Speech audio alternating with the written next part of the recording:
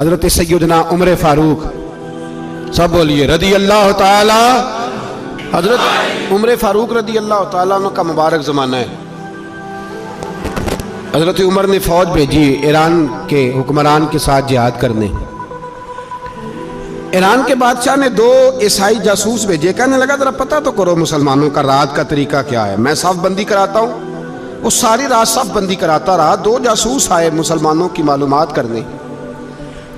معلومات کر کے جب واپس گئے تو حضرت عمر فاروق رضی اللہ تعالیٰ عنہ کے سپاہیوں کو دیکھا، غور سے پلٹے تو بادشاہ کہنے لگا کیا حال دیکھ کے آئے ہو؟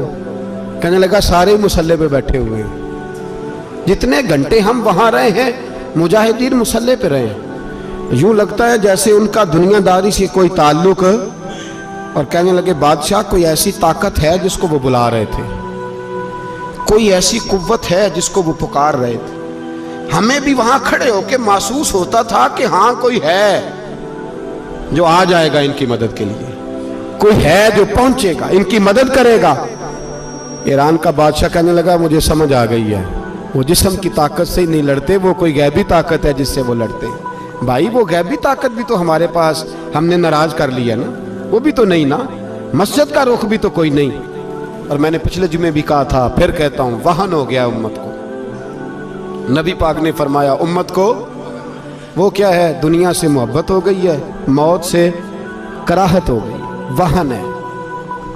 صحابہ کرام کو موت سے بڑا پیار تھا، موت سے بڑی محبت کر، ہماری طرح نہیں، وہ کہتے تھے مریں گے تو منو مٹی تو وہاں ٹھیک ہے، عذاب قبر حق ہے، لیکن میں کہا کرتا ہوں سالوں کے بعد جو پردیس سے ماں کے پاس آئے، ماں اسے عذاب نہیں دیتی، اس کا ماتھا چوما کرتی ہے۔ اور بھائی جو رب کریم کی بارگاہ میں جائے گا تیرا کیا خیال ہے، گل سڑ جائے گا؟ مدینے والے حبیب نے فرمایا قبر المومن روضۃ من ریاض الجنہ، فرمایا میرا مومن جب قبر میں جاتا ہے تو اللہ جنت کے سارے دروازے کھول دیتا ہے، وہ تو اللہ کی رحمت میں پہنچتا ہے۔ کون کہتا ہے مومن مر گئے، وہ تو قید سے چھوٹے اپنے گھر گئے۔ کون کہتا ہے قبر میں عذاب ہے تو صرف عذاب ہی ہے، ہاں مجرم کو سزا ملے گی، لیکن مومن ہمیشہ جہنم میں، وہ بالآخر جنت میں جائے گا، بالآخر جنت میں جائے گا۔ اور کسی درویش نے بات کی، وہ کر کے چلے گئے، بر کمال ہی کر گئے، کہنے لگے دوزخ میں میں تو کیا، میرا سایہ نہ جائے گا، کیونکہ رسول پاک سے دیکھا نہ جائے گا۔ نبی پاک سید عالم علیہ السلام کے غلام تو دیکھو نا، ساری زندگی عمر فاروق، بخاری پڑھو تو صحیح، ساری زندگی عمر ہر نماز کے بعد کہتے تھے اللہم ارزقنا شہادت فی سبیلک، اللہ بسترے پہ موت نہ دینا، موت مجھے شہادت کی دینا۔ حضرت سیدنا مولا علی شیر خدا کرم اللہ تعالیٰ وجہ الکریم ساری زندگی کہتے رہے اللہ علی نے میدان میں عمر گزاری ہے، اسے شہادت کی موت عطا فرما۔ وہ بھائی یہ تو شہادتیں مانگنے والے۔ حضرت امام حسین میدان کربلا میں کھڑے تھے، شمر کہنے لگا حسین تیری چاروں جانب موت ہے، تو آپ فرمانے لگے تجھے ابھی ہمارا پتہ ہی نہیں، موت سے تو ہمارا پیار چلتا ہے۔ اور فرمایا یہ شہادت تو ہمارا پیچھا کرتی ہے، پہنچ جاتی ہے جہاں ہم ہوتے ہیں، موت سے ڈرا رہا ہے۔ مسلمان کا مرنے کو دل نہیں کرتا، ورنہ وہ اتنی بڑی کوٹھی میں کون رہے گا؟ مرنے کو دل اس لیے نہیں کرتا کہ وہ جو 6 کروڑ 10 کروڑ ڈالر لوٹ کے رکھے، مر گئے تو کھائے گا کون؟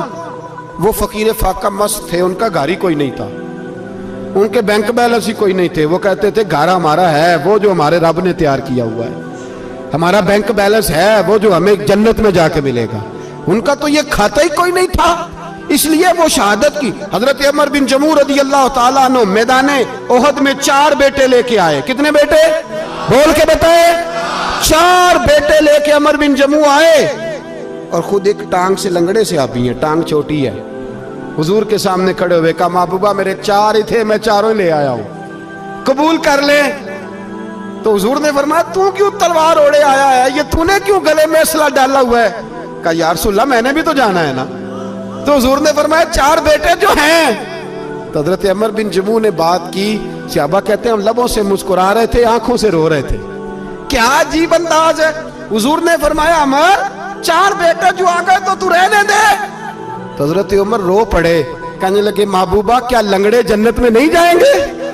کیا حضور میں لنگڑا ہوں تو میرے لیے جنت کوئی نہیں؟ میرے حبیب پاک سید عالم صلی اللہ علیہ وسلم نے فرمایا عمر تو ضرور جنت میں جائے گا. کہا محبوبہ پھر بچے بعد میں جائیں گے, میں پہلے میدان میں جاؤں گا.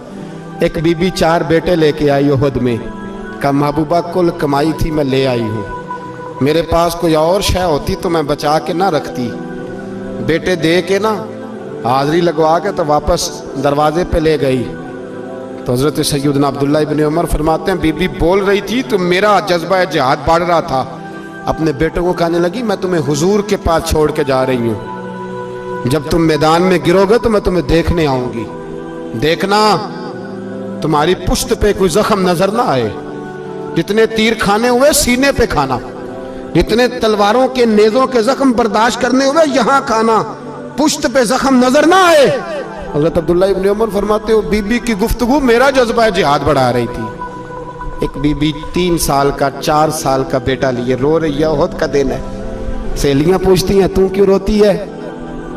وہ کہتی ہے دیکھو میرا خامد بھی بدر میں شہید ہو گیا, بھائی اور باپ بھی. دل کرتا ہے کوئی جوان بیٹا ہوتا تو آج مصطفیٰ کے ساتھ اسے ہی بھیج دیتی. کوئی جوان میرے پاس ہے ہی 3 سال کا تو کیا کروں, 3-4 سال کا بچہ کیا کرے گا؟ پتہ نہیں کیا دلیل آئی, اچانک اٹھی, بیٹے کو سینے سے لگایا, کپڑا ڈالا, مسجد نبوی پہنچ گئی. حضرت بلال کہتے ہیں مجھے ملی, کہنے لگی بلال مجھے پتہ ہے حضور تیاری کرا رہے ہیں جنگ کی, پر 2 منٹ اگر میری ملاقات ہو جائے. بلال حبشی کہنے لگے حضور ہم ایک بی بی ضد کر رہی ہے. حضور باہر آئے, کہنے لگی حضور میں فلاں کی بیٹی, فلاں کی بہن, فلاں کی بیوہ ہوں, میں نے بدر میں 3 شہید دیے ہیں, اب میرے پاس یہ 3 سال کا لال ہی بچا ہے, بڑا فخر ہے میرا. لوگ مجھے شہید کی بیوہ, شہید کی بیٹی, شہید کی بہن کرتے, دل کرتا ہے شہید کی اماں بھی کہیں جاؤں تو میرا بیٹا لے لیں. سیدنا بلال کہتے ہیں حضور مسکرائے, کہنے لگے یہ 3 سال کا نونہال کیا کرے گا؟ کہتے ہیں اماں کا عجیب جذبہ ہے. کہنے لگی محبوبہ سنا ہے اسلحہ بھی تھوڑا ہی ہے, ڈھالیں زیادہ کوئی نہیں, میرا بیٹا ساتھ رکھ لیں, جب آپ کی طرف کوئی تیر آیا نا تو میرا بیٹا ڈھال کے اس کو ڈھال بنا کے آگے کر دینا. محبوبہ ڈھال تو بانی سکتا ہے نا.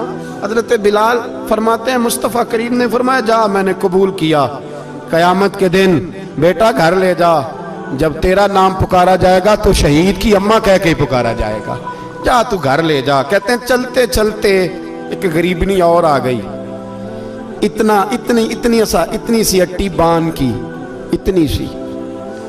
بلال حضور سے ملاقات ہو جائے گی. نبی پاک آ گئے, کہا محبوبہ یہ غلبہ اسلام میں میرا بھی حصہ ڈال لے. حضور نے فرمایا یہ کیا ہے؟ کہنے لگی حضور خامد فوت ہو گیا, اولاد اللہ نے بے نیازی سے دی نہیں, سویرے چرخہ کاٹ کے رزق حلال کھاتی ہوں, میرے پاس نا یہ اتنا سا بان ہے, ایک گھوڑے کی لگام بن جائے گی. محبوبہ حصہ تو ڈال جائے گا نا دین کے لیے, میری قبولیت ہو جائے گی. میرے حبیب نے ہاتھ اٹھائے اور دعا مانگی, کہے اللہ جتنا تو میدان کے مجاہدوں کو اجر عطا فرمائے اتنا اس غریبنی کو بھی عطا فرمانا, اتنا اسے بھی دینا. بھائی یہ جذبے تھے, یہ رنگ تھا امت مسلمہ کا, اس لیے کافر گھر میں بیٹھ کے کانپا کرتا تھا. اب اسے پتہ ہے یہ اے سی والی کار سے نہیں نکل سکتے, اسے پتہ ہے کہ ہم نے انہیں بوتل پہ لگا دیا ہے, اب یہ پیپسی مرینڈا اور یہ پی کے کھانے کے ساتھ تو یہ مست رہتے ہیں, اب یہ نہیں نکل سکتے گھر سے, ہم نے انہیں ان چیزوں پہ لگایا ہے جو ان کے وجود کو کھوکھلا کر رہی, اب کیسے میدان میں نکلیں گے؟ وہ اس لیے نہیں ڈرتا کہ وہ تیری آسائشوں, تیری زندگی میں آنے والی سہولتوں سے آشنا ہے. موت بستر پہ بھی آ جاتی ہے, لیکن جس کو میدان میں آتی ہے وہ ساری زندگی زندہ رہتا ہے, وہ ساری زندگی زندہ رہتا ہے. بھائی مرنا تو ہے, لیکن اگر زندگی دین کے کام آئے